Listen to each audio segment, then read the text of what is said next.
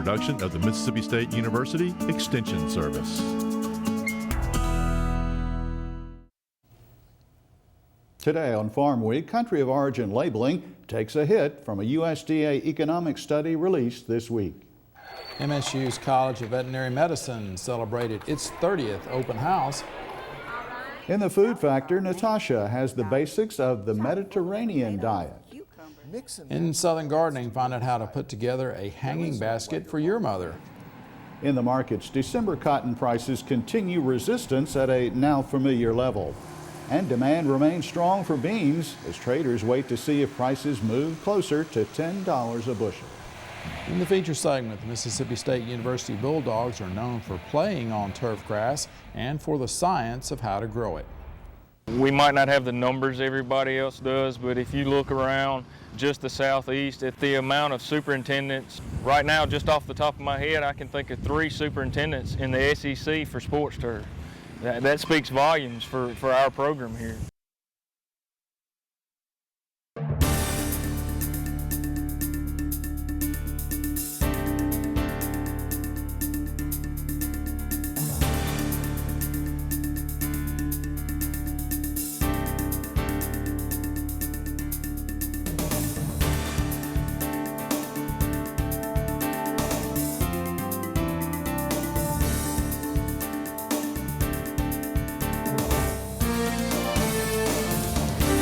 Good day, everyone. I'm Leighton Spann. And I'm Artis Ford. Welcome to Farm Week. The U.S. Department of Agriculture is weighing in against country of origin labeling.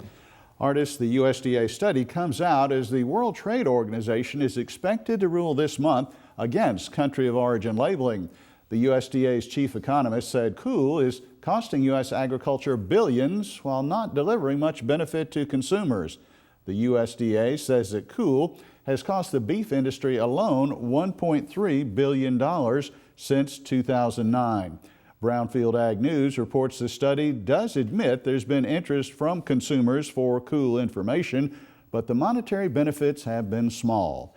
Cool requires meat producers to label where animals were born, raised, and slaughtered. Canada and Mexico challenged cool at the WTO 5 years ago. A ruling against the United States is expected this month from the WTO. U.S. House Ag Committee Chairman Republican Mike Conaway of Texas says mandatory cool for beef should be repealed since a negative ruling could result in a severe retaliatory trade sanction. The Mississippi State University College of Veterinary Medicine holds an open house each April where visitors get to see what the veterinary profession is all about. Run by its students, it offers demonstrations involving work animals, pet care, skeletal exhibits, and much more. Farm Week's Amy Taylor reports.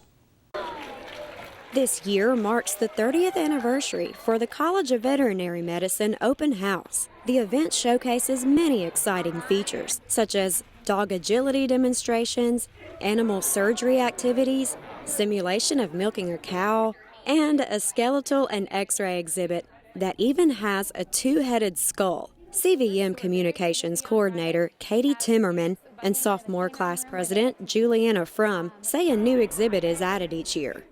One thing we do have new for this year that's really exciting, we added an aquatics exhibit, and so that offers the opportunity for kids and visitors to see all kinds of different aquatic life exhibited. We've got some tanks with snapping turtles, I think we have. We have a lot of exhibits geared towards first aid, CPR, basic things that, you know, a pet owner might need to know and might actually come in handy someday. They can use that information to potentially save a pet's life. So a lot of the groups have made like a pamphlet to send home. So maybe if they have a cow or a horse at home or a dog and they, you know, if they've ever wondered like what they should be feeding it or if they want a different idea of what to feed it, they actually get to take some of that stuff home. Mississippi State has a little bit of a different curriculum than other veterinary schools. We actually get 2 full years of clinics. And so our veterinarians enter the community ready to go and have a lot more experience with surgery because we have the shelter medicine buses that go out to the different shelters. A lot of them might just go right out into the same community, the people they're meeting right now, and be their veterinarian in a couple of years. The open house also features a pet show with dogs and cats, as well as less traditional pet species like rabbits, ducks, and even snakes. From Mississippi State University, I'm Amy Taylor reporting. In a world of fad diets, it can be tough to know which one to follow and still be fit. In this week's episode of The Food Factor, Natasha Haynes of the Mississippi State University Extension Service tells us how we can get heart healthy by following the Mediterranean diet.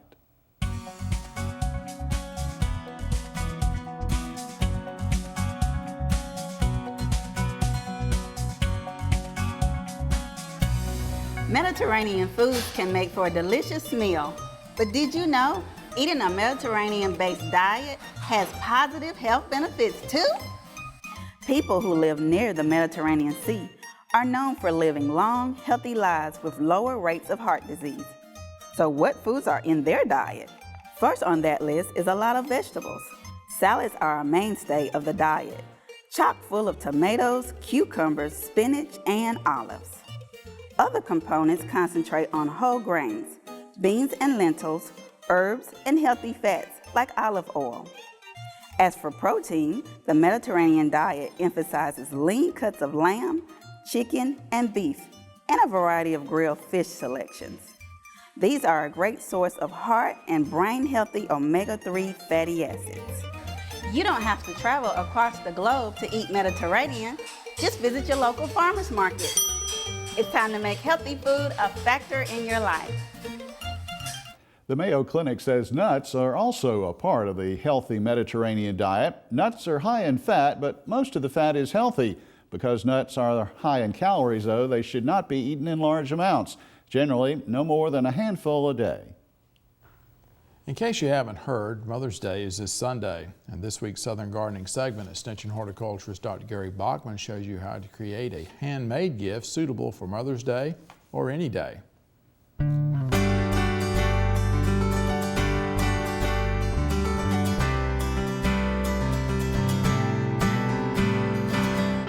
With Mother's Day coming up, consider putting together a beautiful combination container to brighten up a shady corner on her porch or patio. Not all plants will perform well when placed in a shady corner, so let's look at some plants that would be perfect for Mom's present. For this container, I'm looking for plants that like shade and partial shade. There are plenty of plants with colorful and interesting foliage. For example, Kong coleus is perfect with its large, colorful leaves that feature incredible patterns. Another plant with striking foliage is charmed wine oxalis. The shamrock-shaped leaves are a bright reddish purple that will add depth to the container. And what's Mother's Day without flowers? For a colorful accent, Fiesta double impatiens are perfect for the shady container. The double flowers of sparkler hot pink and sparkler orange, along with salsa red, look like tiny rose blossoms. Hypoestes splash selections add more foliage color. These will spread up to 10 inches wide and help to fill in the container. All combo containers need some plants that sprawl over the edge, and lemon thyme is perfect for Mom. The small fragrant leaves release a lemony fresh aroma with the slightest touch. Now let's put this present together. Mix and match the plants to your desires. There is no right or wrong arrangement. As long as you think it's pretty, then it is. Finish everything off with a gentle dose of water. This is your labor of love and a personal creation for your mom. Trust me, she'll love it. I'm horticulturist Gary Bachman for Southern Gardening. Leighton Gary says if you do match the light requirements for the plants to their intended location, then your container will be there for a long time for your mother to enjoy. In the feature segment today, see why Mississippi State University can claim bragging rights for playing on turf grass and growing it. Time now for the markets with Leighton, and you say there's chatter that the USDA may cut old crop bean stocks next week. And of course, there will be important numbers for all the other crops as well that day. In this market segment today, though, as we close the first full week of May, caution is urged about further expansion in the pork sector. Wheat straw may ease the demand for tree fiber in the future, and the May 12th crop report that we just mentioned may set the direction of cotton prices. U.S. tractor sales continue to lag behind where they were 1 year ago.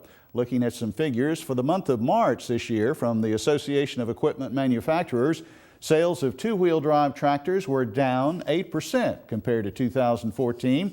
Sales of four-wheel drive tractors were down 30%. And sales of self-propelled combines were down 57% compared to just 1 year ago. There are some indications the nation's hog herd is expanding, but many ag economists are waving the yellow caution flag to this notion. Purdue University's Chris Hurt says pork producers should lower their profitability expectations for the remainder of this year. Meanwhile, market watcher Darren Newsom is wondering if a recent uptick on the charts in this market is a positive spinoff of the avian flu situation affecting poultry in some parts of the U.S. You know, is that the fundamental backing for what we're seeing on the charts? It very well could be. We've seen some commercial buying coming into the hog market. In other words, the spreads have acted like cash markets trying to firm. Now, we've had a bit of a retracement. You know, we've got about a 33% retracement going on in the hogs right now. It's going to take something extra. It's going to take continued support from the cash side of the market to push it up to that 50% retracement. But right now, you know, hogs are trying to push higher. They're leaving some air underneath them, which is always a little bit dangerous. They're going up a little far, a little fast. So if it ever turns, there's nothing to come back to. So, and hogs like to do that. Time to break for the trivia quiz on Farm Week. This week it's about poultry. The question, what is the nation's #1 turkey producing state? Is the answer A, Arkansas, B, Colorado, C, Minnesota, or D, Virginia? You'll find out here in a few more minutes. We're going to pause for a short break on Farm Week. Coming up, we'll look at the calendar and the rest of the markets. Leighton Spann says, be ready to make soybean sales on any weather scare that occurs. Also, there's uncertainty in the cotton market. In the feature segment today, Mississippi State University has one of the top turfgrass management programs in the nation.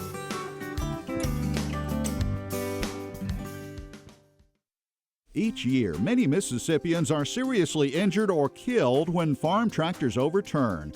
One cause of these accidents is improper hitching. If a tractor is hitched at any point above the drawbar, it can flip over backwards. Never hitch a tractor using the bar between the 3-point hitch upper and lower links or at the top link attachment point. The stationary drawbar is the only safe location for tractor hitching. A message from the Mississippi State University Extension Service. Before we get back to the markets, let's look at the Farm Week calendar. The North Mississippi Small Ruminant Field Day takes place Tuesday, May 12th at Thaxton. The location is the Thaxton Community Center. Hours 9 a.m. to 3 p.m. There's no registration fee and lunch will be served. Mississippi State University specialists will cover animal management and forage management.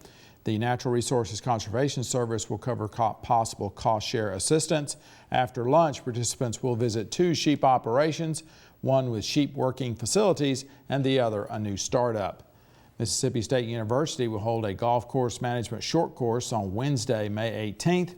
The location is the Dancing Rabbit Golf Club at Philadelphia. The hours are 8:45 a.m. to lunch. The cost is $50 and that includes lunch and golf. Converting to Bermudagrass greens and ultra dwarf Bermudagrass management are among the items to be covered. Go to our Farm Week website at farmweek.msucares.com for information on these and other events. Now check out this week's Farm Week Snapshot.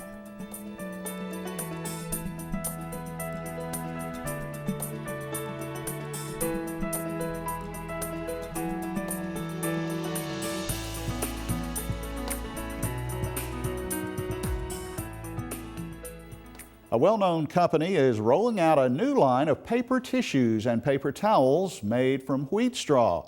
Kimberly-Clark Professional, that's the Kleenex and Scott brand people, say the new line will blend 20% wheat straw. The company says it hopes the development will ease the current demand for the tree fiber and recycled paper already used in those products. It is a fact wheat straw is already used in a few paper products. For example, the Staples chain sells a line of copy paper made of 80% wheat straw. Uncertain times in cotton leading up to next week's monthly crop and supply demand reports. As we record on Wednesday at midday, the dollar index is lowering, but the futures are still unable to rally past their recent trading range. I talked to Extension Ag economist John Michael Riley on Tuesday of this past week when the dollar was stronger and had not yet begun to falter. John Michael, the cotton index is rallying some this week. Are we seeing the impact on the cotton market? Yeah, the dollar is strengthening just a little bit. We've seen a tremendous amount of time throughout the first quarter of 2014 where the dollar was weakening, which is always good for our exports. Cotton is very, very reliant on exports. At times we've exported more cotton than we've produced in a year just because we're drawing down some of our stocks. So largely cotton is always dependent on exports. Our primary buyer, of course, is China. And so this strengthening of the dollar is taking a bit of a hit on cotton prices. When we'll think about the December 2015 cotton futures contract, it's off about half a cent a pound. So yeah, it's having a bit of an impact. Now, as far as new crop, it seems like still looking at 67 cents. I mean, there's kind of a ceiling there that doesn't seem to be able to go through. Is the dollar responsible for that? You sound like a technical trader there, but yeah, it is having a hard time to get above that 70-cent mark. I think everybody's just sitting here waiting on the next shoe to drop. And what shoe is that? Is it going to be the shoe of late plantings really delaying and impacting the yield of the crop? Is it the shoe that China is going to finally draw down some of their reserves? Of course, the quality of those reserves is the big question mark, the big cloud that's over the market. Or is China going to import a lot more quality cotton and therefore push prices higher? So the market is still sitting in a bit of flux, wondering which of these shoes is going to fall. And the planting situation, not critical since we are talking about cotton here, not some other crops, but that's still a situation. We are behind schedule. Mississippi 7 percentage points behind schedule, but again, like you said, we're typically at about a quarter of the acres are planted by this time period. We're slightly behind that nationally, slightly behind that in Mississippi, so there's still some time to be making up ground. So what kind of trend do you see here in the next month or so? Probably going to continue to be this steady state, wondering what's going to happen with respect to plantings and with our big trade partner, China. A new Bloomberg survey shows that analysts expect the government to cut old crop soybean ending stocks in next Tuesday's reports. And new crop ending stock projections are expected to see a modest increase when those numbers come out. Analyst Dan Huber still thinks a weather scare down the road may bump soybean prices and provide a sales opportunity. Here too, because of the time of the year, I don't think a person needs to get overly aggressive, particularly if you did get some sales on above the $10 mark. I think the spring crop price was $9.85. If you're sub that number, probably not a big reason to chase it lower at this point in time. Granted, we can have a year where there's no weather scare anywhere. It's a little unusual, though, so I would tend to think we'll get something that could spoof it back up, maybe closer to the $10 mark to make sales once again. But once there, it's difficult to say why beans would in that $9.90, $10 range. Pretty challenging to say we can get above there. Back to the trivia quiz to wrap things up for this week. The correct answer is C. Minnesota produces the most turkeys in the United States. In today's feature story, turfgrass. Good sports turf needs to be pretty to look at, but it also must be safe to run on and rugged enough to withstand heavy foot traffic. Mississippi State University has an undergraduate turfgrass program and extension service specialists who dedicate their careers to researching and producing the best grasses for sports, home lawns, and roadsides. Farmweek's Amy Taylor first brought us his story last December. When you visit a stadium or sports field to watch your favorite teams play, probably the last thing you think about is the grass they play on. But turf quality is one of the most important factors to ensure everyone's safety and also keep the facility looking presentable. Mississippi State University Extension Service turfgrass specialist Dr. Jay McCurdy says the turf business plays a large role in Mississippi's industry. Mississippi has about 2.5 million acres of turf. About 2 million acres of that is roadside, so it's not really fine turf. I deal mainly with the other 500,000 or 500,000 acres of turf. A majority of that is home lawns. Some of that is also sports fields, recreation fields, parks and rec, and also includes high maintenance facilities. A lot of folks don't know that a majority of the turf grown in the state of Mississippi for sod is actually produced by family-owned farms.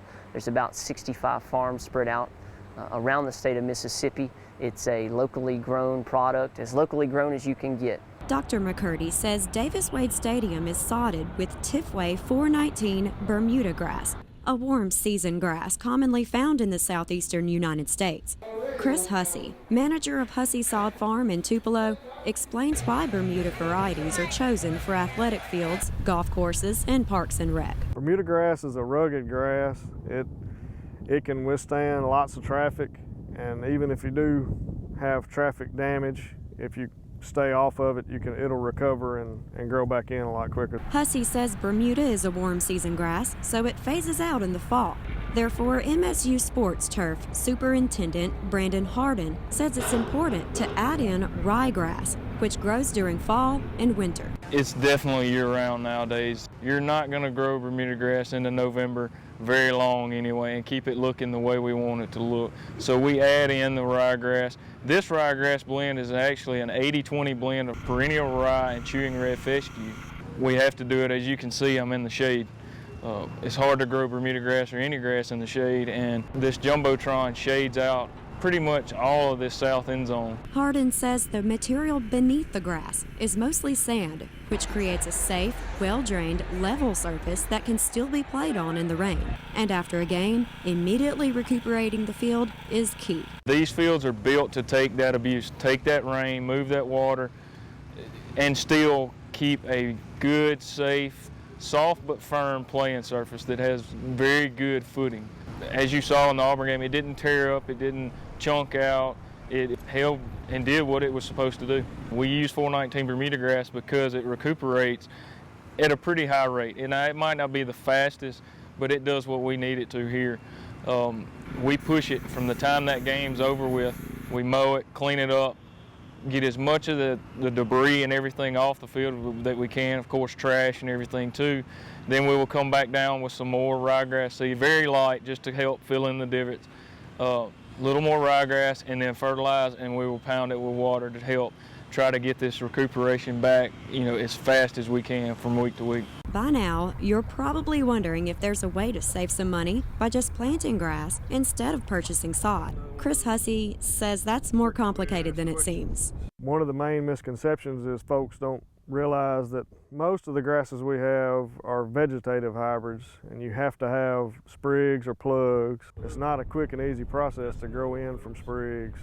If you do decide to plant, that it's almost like taking care of a new child at the house. You have to water it, nurture it, and take care of it to ever get it to the point to where if you put the money in on the front end, you can instantly have a lawn that you desire. Hussey emphasizes that even sod requires some regular maintenance. In the spring, he plants the grass from sprigs or plugs, which are basically small patches of grass with roots established. Depending on the variety, it can take 3 months to a year before it's harvested for sod. Hussey has a roll cutting machine that cuts the sod and rolls it up so it can be unrolled onto large fields. Additionally, Dr. Jay McCurdy says research is continuously underway to develop new grass varieties and management practices. Our turf program has a dedicated turfgrass breeder. His name is Mr. Wayne Philly. Wayne has developed a number of different cultivars, including the Bermudagrass cultivar that is on the Rose Bowl every year.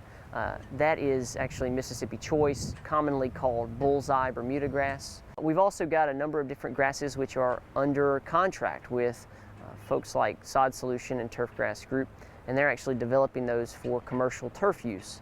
A number of those are dwarf Bermuda grasses for putting greens and for use on golf courses. We're also developing things like St. Augustine grass for shade tolerance and for cold tolerance. Dr. McCurdy says you're unlikely to get your own yard looking like a sports field, but you can maximize lawn quality with some simple tips. Some tips are to get your soil tested regularly, to look at adjusting pH of the soil with lime or with sulfur. It depends what the pH is. Applying to fertilizer recommendations, which can be found at msucares.com. In our publication, which is Establish and Manage Your Home Lawn, is a great place to start. Additionally, turfgrass and landscape professionals or anyone interested in the turf industry is invited to join the Mississippi Turfgrass Association. Brandon Harden says the industry offers fulfilling opportunities to those interested in running a high-quality lawn care business, becoming a sports turf professional, or specialist. The undergraduate turfgrass program at MSU offers the hands-on experience and education students need for building lucrative careers. It's one of the best, I dare to say, in the South, but in the entire country. We might not have the numbers everybody else does, but if you look around just the Southeast at the amount of superintendents, right now, just off the top of my head, I can think of 3 superintendents in the SEC for sports turf. That speaks volumes for our program here. As MSU celebrates its 50th year of offering the turfgrass program, the future looks bright for developing new ways to meet the needs of consumers in the industry. From Mississippi State University, I'm Amy Taylor reporting.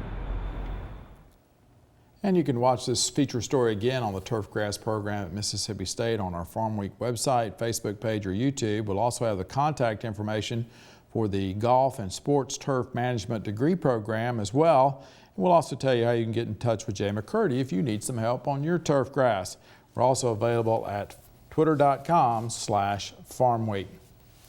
And we are at the end of Farm Week for this week. On our next show, you've heard of hydroponics and aquaponics. Well, we have another ponics for you. You'll travel to the state of Oklahoma where they are growing greens year-round using aeroponics. Scissortail Farms is tapping into the market for quality, locally grown food at high-end restaurants. And the food factor, senior nutrition, it's different than feeding kids. And in southern gardening, Columbine. It's colorful and hardy. For the rest of the Farm Week crew, I'm Artis Ford. And I'm Leighton Spann. Thanks for watching. We'll see you next week.